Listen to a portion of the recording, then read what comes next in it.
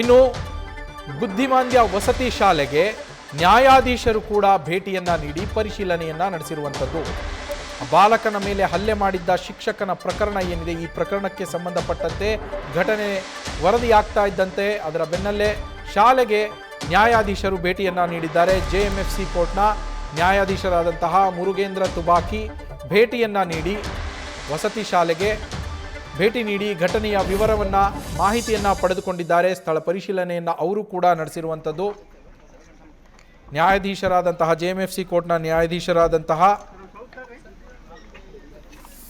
ತುಬಾಕಿ ಅವರು ಆಸ್ಪತ್ರೆಗೆ ಭೇಟಿ ನೀಡಿ ಮುರುಗೇಂದ್ರ ತುಬಾಕಿ ಅವರು ಆಸ್ಪತ್ರೆಗೆ ಭೇಟಿಯನ್ನ ನೀಡಿ ಘಟನೆ ನಡೆದಂತಹ ಸ್ಥಳ, ಇಡೀ ಶಾಲೆಯನ್ನ ಕೂಡ ಪರಿಶೀಲಿಸಿದ್ದಾರೆ. ಹಾಗೆ ಅಲ್ಲಿ ಪೊಲೀಸ್ ಅಧಿಕಾರಿಗಳು ಇರೋದನ್ನು ಕೂಡ ಗಮನಿಸ್ತಾ ಇದ್ದೀರಾ. ಅವರಿಂದ ಮಾಹಿತಿಯನ್ನು ಕೂಡ ಪಡೆದುಕೊಂಡಿದ್ದಾರೆ. ಇಡೀ ಪ್ರಕರಣದ ಬಗ್ಗೆ, ಇಡೀ ಘಟನೆಯ ಬಗ್ಗೆ ಏನಾಯಿತು, ಬುದ್ಧಿಮಾಂದ್ಯ ಯುವಕನ ಮೇಲೆ ಯಾಕೆ ಹಲ್ಲೆ ಆಯಿತು, ಶಾಲೆಯನ್ನು ಅನುಮತಿ ಪಡೆದುಕೊಂಡು ನಡೆಸ್ತಾ ಇದ್ರಾ ವಸತಿ ಶಾಲೆಯನ್ನು, ಯಾಕಂದರೆ ಈ ಶಾಲೆಗೆ ಅನುಮತಿ ಇಲ್ಲದೆಯೇ ನಡೆಸ್ತಾ ಇದ್ರು ಅನ್ನೋ ಒಂದು ಮಾಹಿತಿ ಕೂಡ ಇದೆ.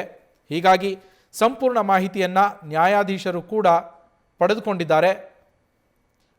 ಆ ಸ್ಥಳವನ್ನು ಪರಿಶೀಲಿಸಿ ಘಟನೆಯ ಮಾಹಿತಿಯನ್ನು ಪಡೆದುಕೊಂಡು ನ್ಯಾಯಾಧೀಶರು ತೆರಳಿದ್ದಾರೆ. ಜೊತೆಗೆ ಈ ಸಂದರ್ಭದಲ್ಲಿ ಅಲ್ಲಿದ್ದಂತಹ ಬುದ್ಧಿಮಾಂದ್ಯ ಮಕ್ಕಳ ಜೊತೆಯಲ್ಲೂ ಕೂಡ ಒಂದಷ್ಟು ಮಾತುಕತೆಯನ್ನು ಕೂಡ ನಡೆಸಿ ಅವರಿಂದಲೂ ಸಹ ಘಟನೆಯ ವಿವರವನ್ನು ಅವರಿಗೆ ತಿಳಿದ ಮಟ್ಟಿಗೆ ಪಡೆದುಕೊಂಡಿರುವಂಥದ್ದು.